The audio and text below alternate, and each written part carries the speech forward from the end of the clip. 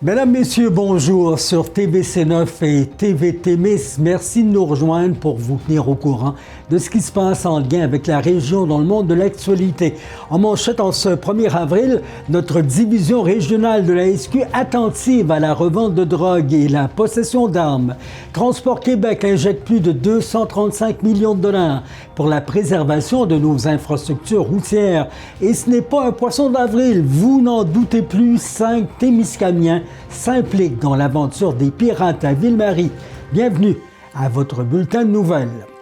D'abord, les policiers continuent le travail pour la répression du trafic de stupéfiants à travers l'Abitibi-Témiscamingue. C'est un important coup de filet antidrogue à Lassar, armes, cocaïne et méthamphétamine saisies.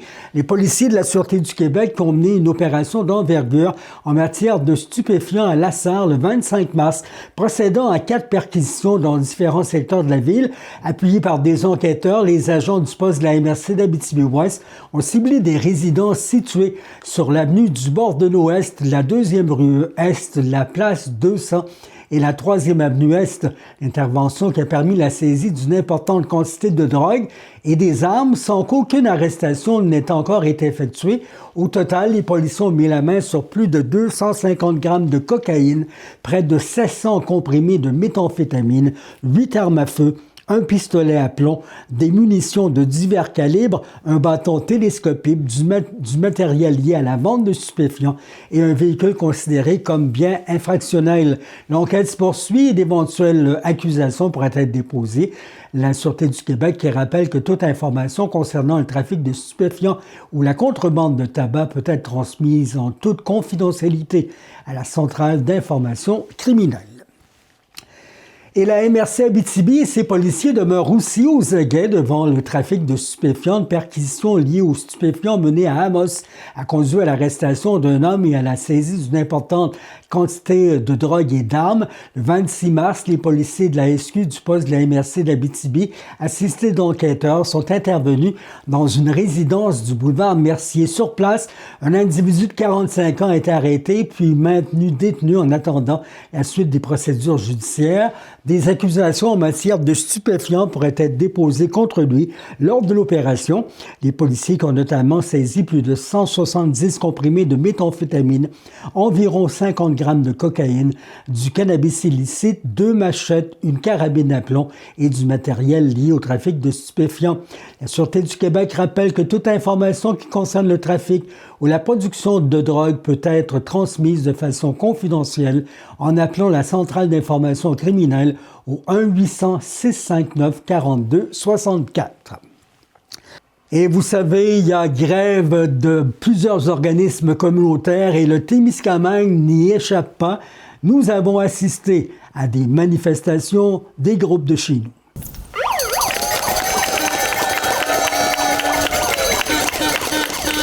Écoutez, c'est une réalité qui est partout au Québec, particulièrement dans nos régions. Le communautaire a récupéré depuis de nombreuses années énormément de responsabilités. On s'entend là-dessus, c'est qu'à un moment donné, il y a des coupures qui se font peut-être à long terme, qu'on ne voit pas toujours à court terme, mais le communautaire a toujours été là, au Témiscamingue comme ailleurs en Abitibi ou ailleurs. Le communautaire fait face à des clientèles en augmentation. On parle souvent des femmes monoparentales, on va parler des enfants qui ont besoin de vivre des activités, on a besoin de transport collectif, logement abordable.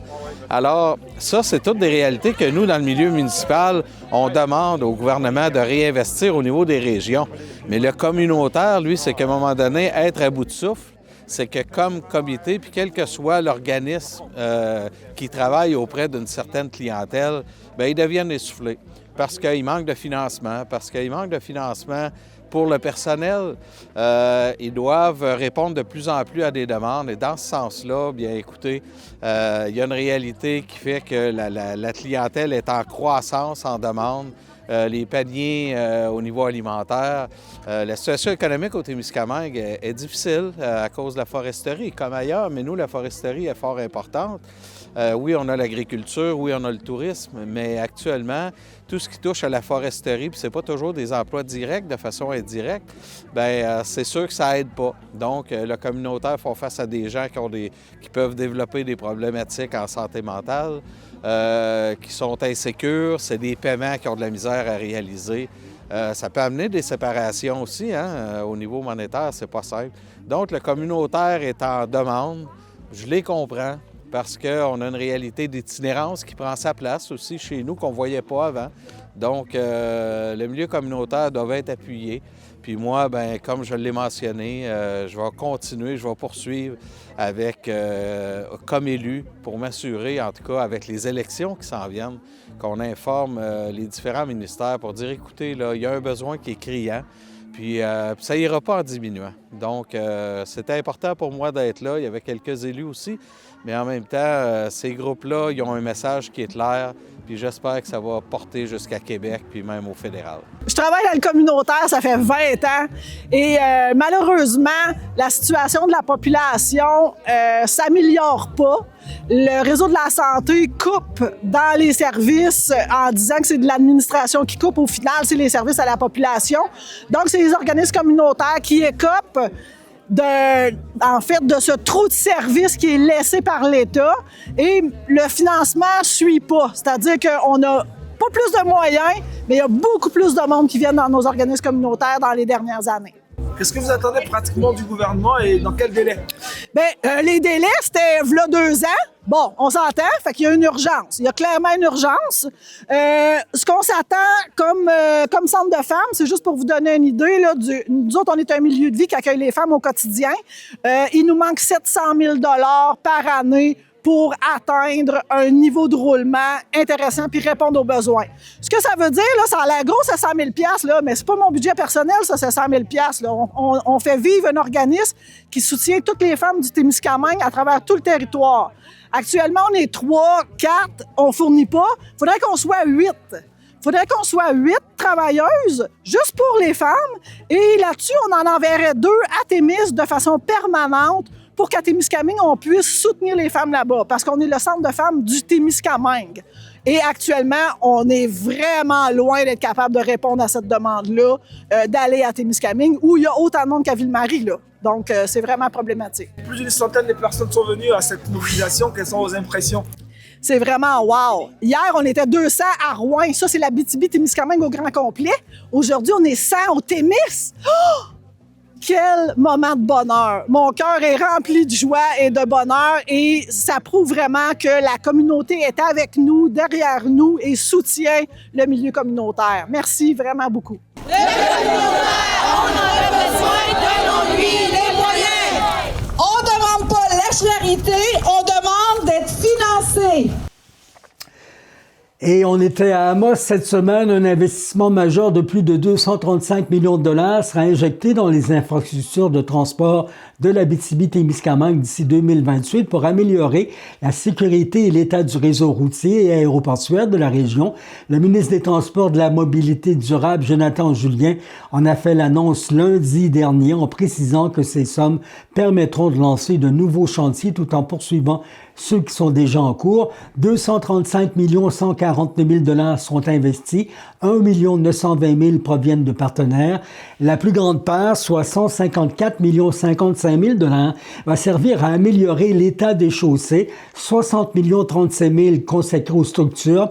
Parmi les travaux annoncés, on a vérifié au Témiscamingue, des remplacements de ponceaux auront lieu au fil de la route 101, un programme d'intervention sur les ponceaux de la région, la conversion au DEL de systèmes d'éclairage, feux de circulation, un programme d'asphaltage de diverses routes, la modification des feux de circulation de l'intersection des routes 101 et 382 à Ville-Marie, la reconstruction du pont du ruisseau Gordon et du chemin au Pémican à Témiscamingue, du ponceau du ruisseau Wright-West sur la 101 à Ned-Lac, du ponceau de la route 382 à la décharge du lac Gauvin et de la reconstruction du pont au-dessus de la rivière à la Loutre sur les 3e et 4e rangs de la Verlochère.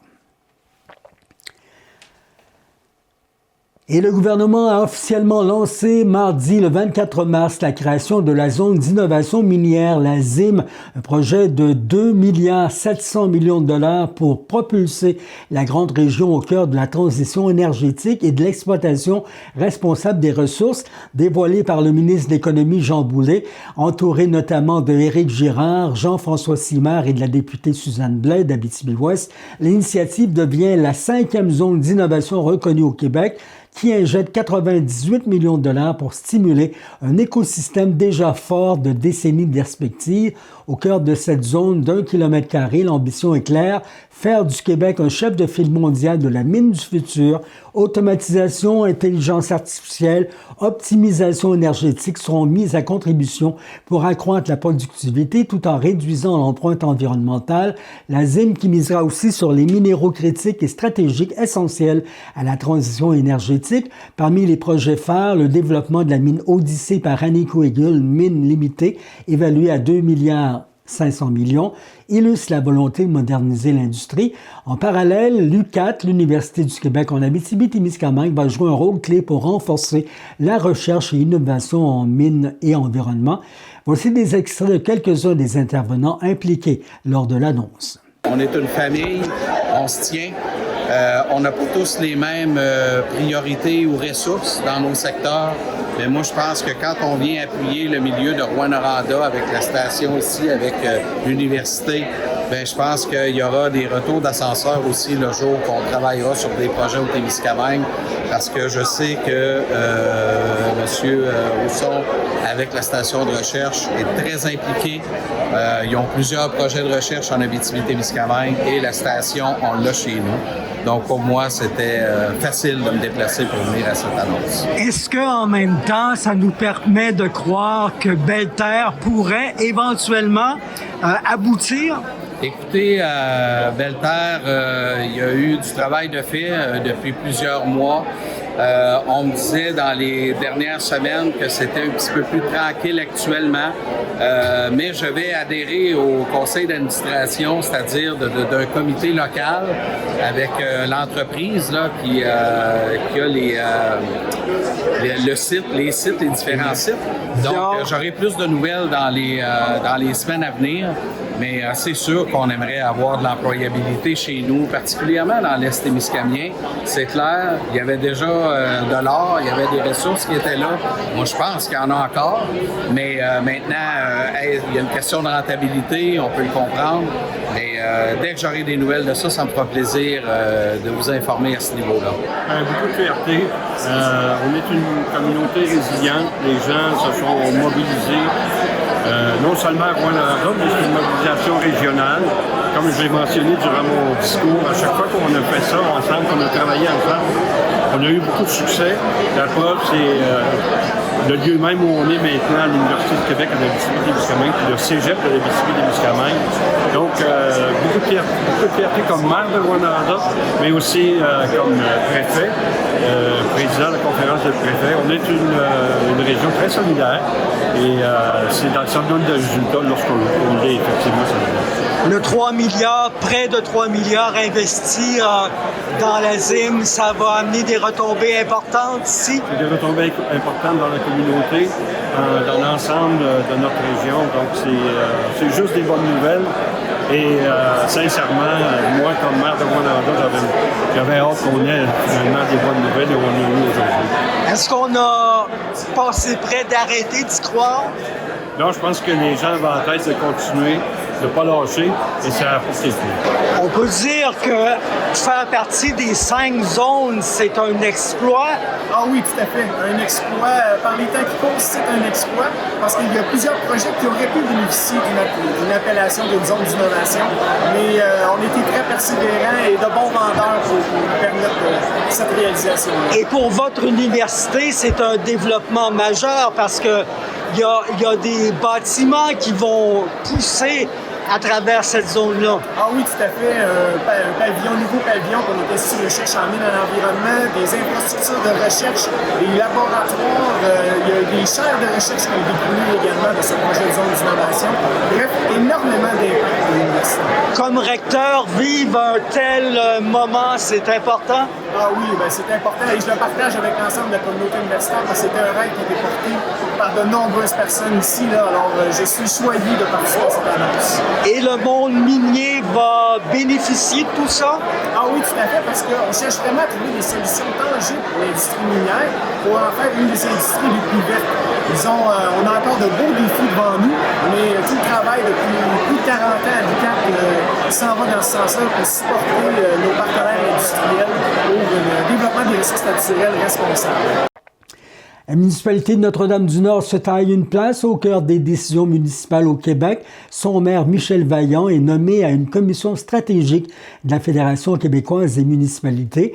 Désigné membre de la commission permanente du développement social et communautaire, culture et démocratie, il participera directement aux réflexions sur des enjeux cruciaux pour les citoyens allant de la santé et de l'habitation à l'éducation, en passant par les services communautaires et la qualité de vie des familles et des aînés. La nomination qui a été officialisée le 12 mars lors du comité exécutif de la Fédération québécoise des municipalités souligne le leadership et l'engagement de M. Vaillant au sein du milieu municipal. Il affirme que c'est avec beaucoup de fierté qu'il représentera la ville ainsi que l'ensemble des élus de la MRC de Témiscamingue, un engagement qui doit lui permettre de contribuer concrètement à des dossiers essentiels pour les communautés tout en mettant en valeur notre culture et notre patrimoine. Notre-Dame-du-Nord qui salue une reconnaissance qui permettra de porter la voix témiscamienne au sein des instances décisionnelles de la FQM et de faire avancer les priorités des collectivités locales. Et l'école Marcel Raymond de Lorrainville a convié les médias à un événement pour le moins inhabituel, jeudi le 26 mars, alors qu'un canular soigneusement orchestré a servi de levier pour sensibiliser élèves et personnels au danger bien réel de la dépendance à la nicotine.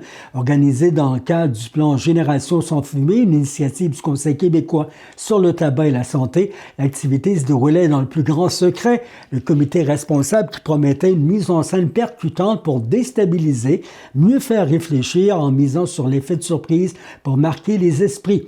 Voici des extraits de la rencontre de presse sur l'activité.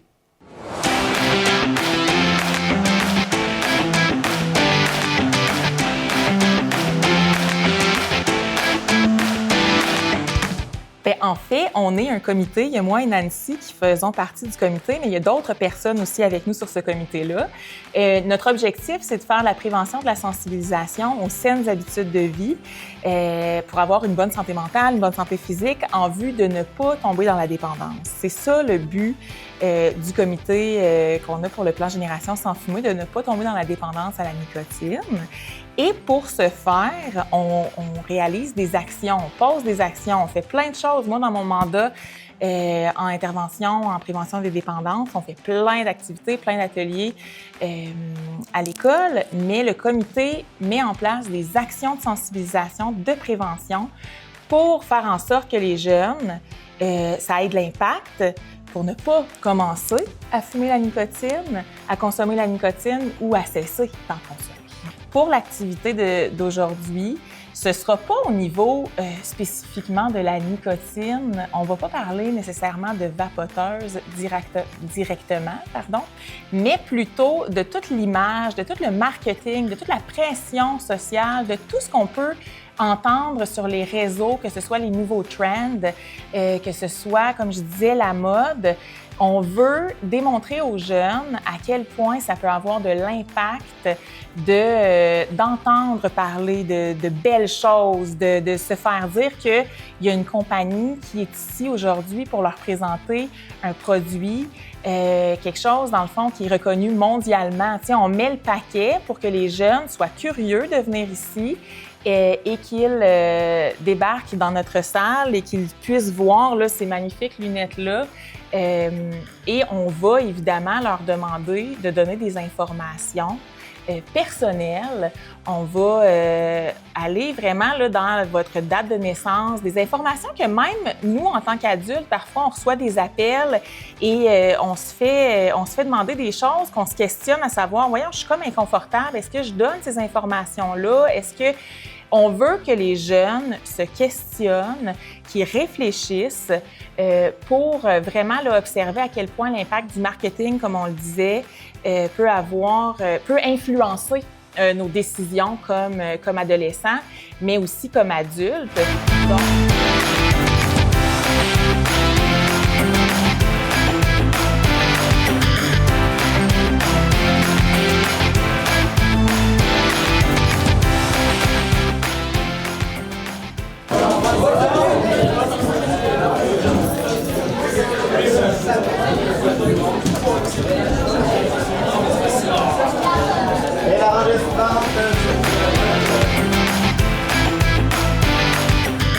Pour vrai, moi, quand j'ai entendu le message aujourd'hui à l'Intercom, je m'attendais à avoir des lunettes de marque. Je pensais que ça allait être... ils allaient promouvoir leurs choses. Là, quand on est arrivé ici puis on a su que c'était une joke, c'était une blague, c'était surprenant. Là. On sentait un peu mal de m'avoir fait PSG, mais en même temps, c'était quand même drôle. Puis c'était un beau message à passer là, à propos du vapotage. On peut se faire avoir partout. On peut se faire avoir par des lunettes, on aurait pu se faire avoir par n'importe quoi. Puis là, c'était pour montrer qu'avec la vapoteuse aussi, on peut se faire avoir fortement. C'était pas des lunettes de marque, puis c'était pas grave, mais de pas se laisser influencer par les autres, puis par ce qu'on entend sur les internets. J'ai trouvé ça, c'est sûr que quand ils nous ont appelés à l'Intercom, j'ai tout de suite trouvé ça un petit peu bizarre. La façon dont ils en parlaient, c'était vraiment comme si c'était des lunettes incroyables. Puis je me demandais pourquoi ils viendraient à notre école, surtout, je pense.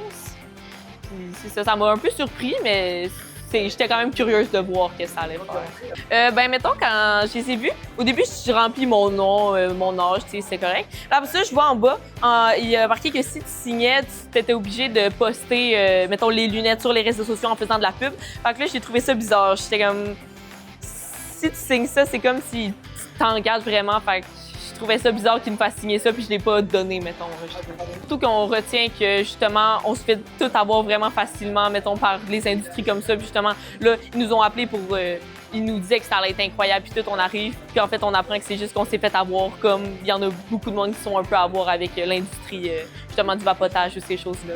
Ouais, je pense surtout vraiment s'informer sur les choses avant de, mettons, les consommer ou n'importe quoi, parce que justement, des fois, c'est marqué en tout petit en bas, tu t'en doutes pas, mais en fait, c'est vraiment néfaste, mettons. C'est sûr que j'ai trouvé quand même cool. Là aussi, il y a la petite message réfléchis-y, là, justement, pour qu'on fasse parler de ce projet-là. Fait que je trouve ça vraiment assez cool comme idée.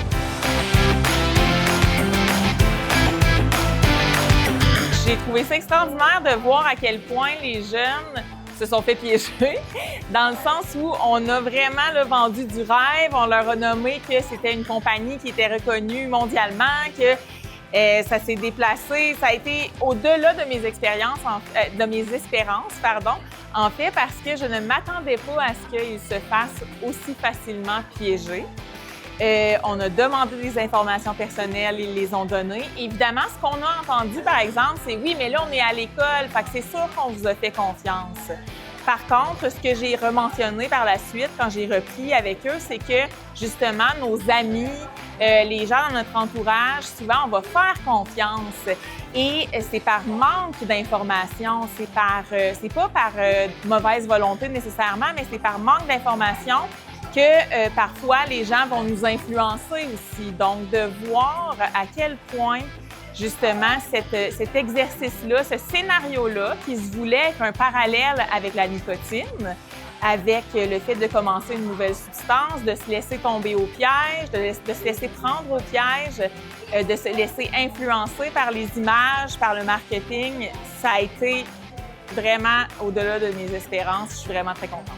En fait, en voyant justement à quel point ils ont compris ça a été fait prendre par l'image, par la marque, par la beauté d'un produit, par tout ce qui brille autour, dans le fond, d'une publicité, ils ont fait le lien avec le vapotage parce que c'est le même principe que pour les lunettes, en fait.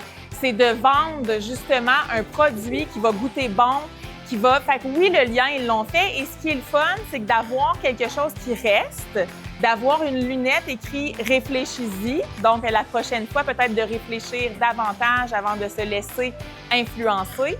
Ça va faire quelque chose qui va rester vraiment marquant, qui va être marqué en eux, puis qui vont faire du sens. Et c'est le temps des sucres, plus besoin nécessairement de lécher la palette ou de se rendre à la cabane pour goûter dorénavant les produits de l'érable. Il est maintenant possible, de retrouver le goût de la tire, du réduit, du sucre ou du sirop en ouvrant une bonne bière.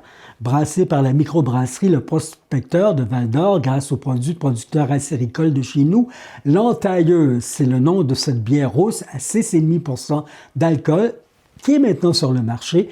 Elle est exclusive à notre région et l'Entailleuse est une bière ambrée brassée en collaboration avec l'érablière Thème-Sucre que vous connaissez à Duhamel-Ouest. L'utilisation d'un seul type de grain canadien associé à une longue ébullition vigoureuse offre un espace optimal pour les 60 kg de sirop d'érable local ajouté pendant le processus de brassage. Fabriqué avec du sirop provenant des érablières les plus réputées du Témiscamingue, la bière promet de vous séduire par son goût unique. La combinaison de tradition et d'innovation se reflète dans chaque gorgée, procurant, dit-on, une expérience qui, nous dit-on, émerveillera vos papilles. Et maintenant, c'est fait au sport. Tel qu'annoncé la semaine dernière aux Infos Témis, les Pirates continueront à évoluer et à représenter Ville-Marie dans la Great Metro Hockey League. Les propriétaires actuels, François Zetier et Michel Roy, auront de nouveaux associés tout aussi dévoués, déterminés et passionnés pour entamer une 10e saison. Conscient de l'importance de l'équipe pour l'identité de la communauté, 5 nouveaux actionnaires composent dorénavant le noyau de l'équipe, assureront la continuité autour des nombreux partisans en présence cette saison.